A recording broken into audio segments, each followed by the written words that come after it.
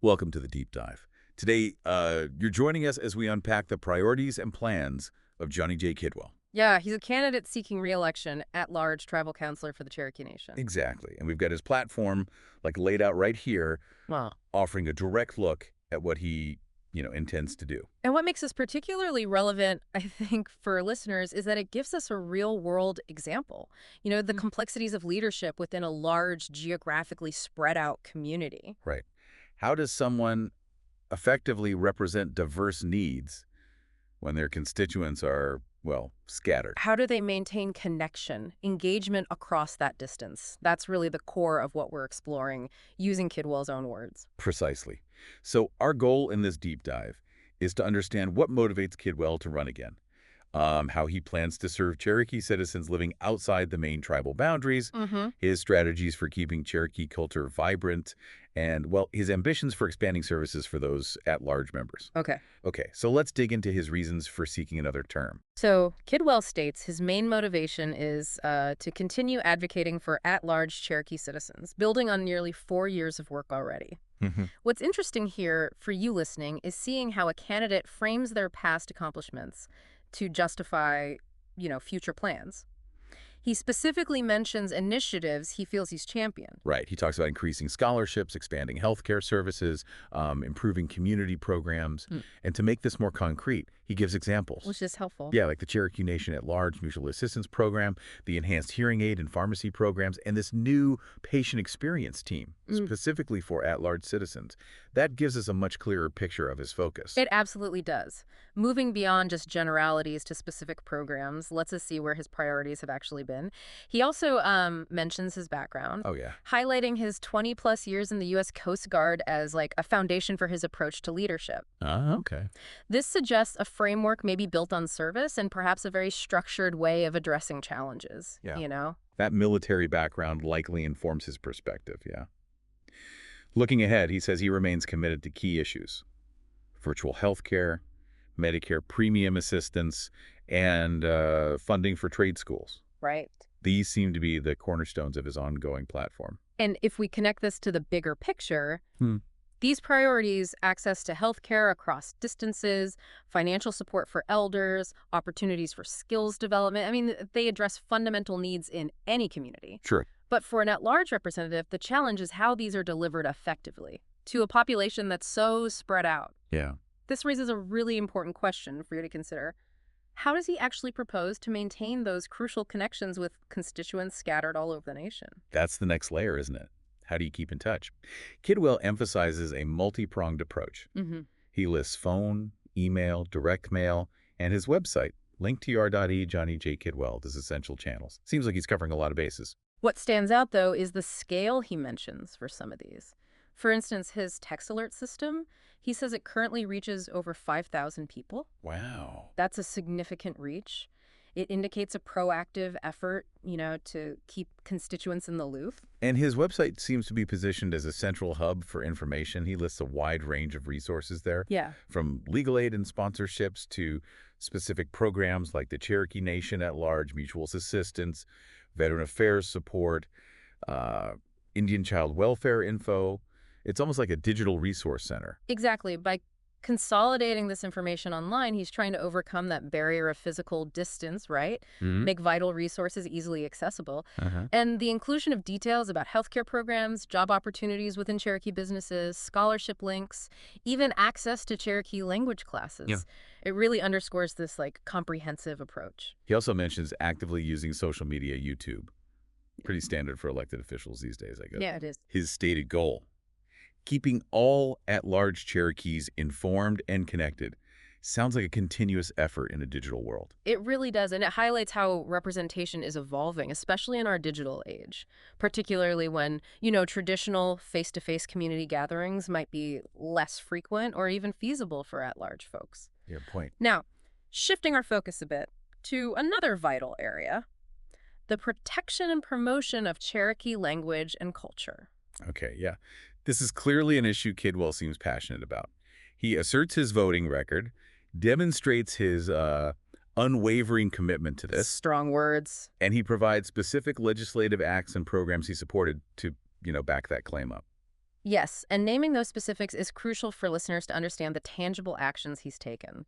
He mentions the Durban Feeling Language Preservation Act. To give some context, this act essentially established a formal process for preserving and revitalizing the Cherokee language. A big deal. He also mentions the Sunadilagwasdi Cherokee Immersion School, the new Cherokee Language Middle School, and the future Kenwood Cherokee Language and Culture Preserve.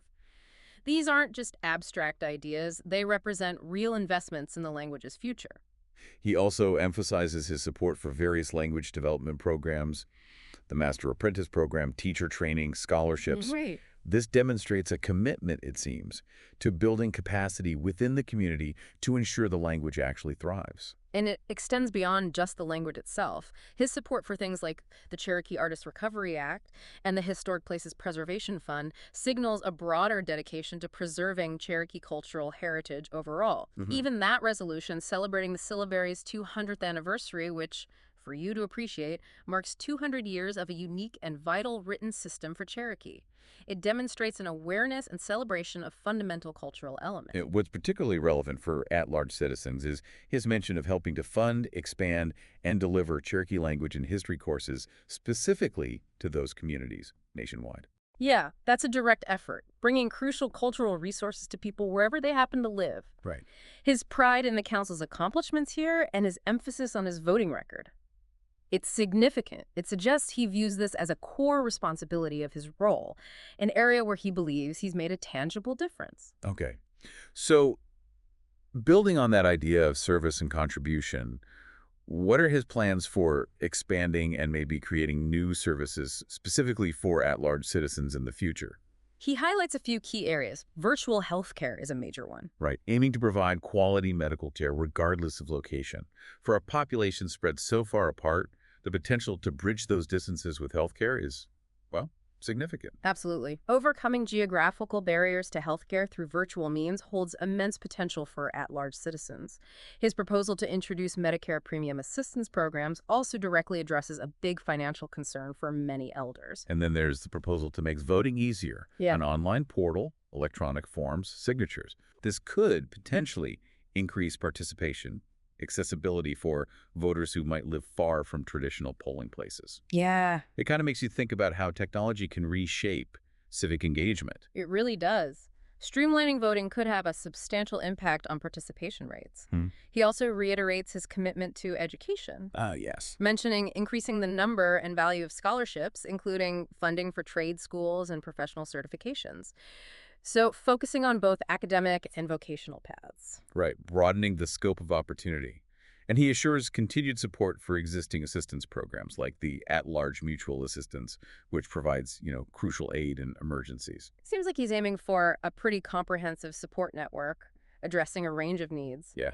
His overarching goal, as he puts it, is enhancing opportunities and improving the quality of life for at-large Cherokee citizens everywhere. That ambition really ties together all these proposed expansions and new services. Okay, so finally, let's look at his approach to supporting the tribe's satellite community organizations, these local groups. Right. This appears to be an area where he has a personal connection. He mentions being an active member of an at-large community organization himself. Ooh, interesting. So he clearly recognizes their vital role in the growth and well-being of the community, likely from firsthand experience. That personal experience probably gives him valuable insight into their specific needs and challenges. Exactly. His support for programs like the Public Health and Wellness Partners and Community Partners grants aimed at both administrative and cultural investments shows a tangible commitment to their strength. He also states his intention to keep advocating for increased funding, including higher annual administrative grants. Consistent financial support like that is often crucial for the long-term stability of these grassroots orgs. Definitely. And what's particularly noteworthy, I think, is his practice of personally visiting all 27 community organizations each year. All 27, every year. Apparently so. That level of direct engagement, getting a first-hand understanding of their unique needs and goals on the ground, that's invaluable for effective representation and targeted support. Yeah, that's quite a commitment. Yeah. And his emphasis on partnering with the community and cultural outreach team to provide tools and support for long-term sustainability suggests a strategic approach. Right. It's not just about handing out funding. Right. It's about building capacity, resilience Mhm. within these organizations. Exactly. It reflects a deeper understanding of what these community groups require to truly flourish and serve their members effectively. Oh, So, as we bring our deep dive to a close, we've seen how Kidwell's platform for reelection as at-large tribal councilor is really built on several interconnected themes. yes. We've explored his core motivation focused on continuing his advocacy, building on initiatives he's already championed. We examined his strategies for maintaining those crucial connections with a geographically dispersed constituency. Using both digital and traditional methods. We also delved into his commitment to protecting and promoting Cherokee language and culture, highlighting his legislative support and those specific programs aimed at at-large citizens. And his plans for expanding and creating services focus on key areas like virtual healthcare, financial help for elders, and more accessible voting. And finally, we considered his approach to supporting the satellite community organizations, emphasizing that personal connection and his commitment to increase funding and essential resources. It paints a pretty comprehensive vision for serving this unique, widespread community. Yeah. For you, our listener, it's worth considering the complexities involved, effectively representing such a diverse and geographically spread out group. Mm-hmm. Think about the varied strategies, the different approaches a leader might need to adopt to truly connect with and advocate for their constituents across such distances. It offers a compelling case study, really, in the challenges and opportunities of modern leadership. And on that note, here's a final thought for you to consider. Mm. Given Kidwell's significant emphasis on virtual healthcare and online voting portals, specifically designed for at-large citizens, Hmm. what broader implications might these technologically driven approaches have for civic engagement, access to essential services, for other dispersed populations, beyond just the Cherokee Nation? Hmm. Good question. It prompts us to think about how technology is reshaping connection and participation for communities everywhere, something to mull over.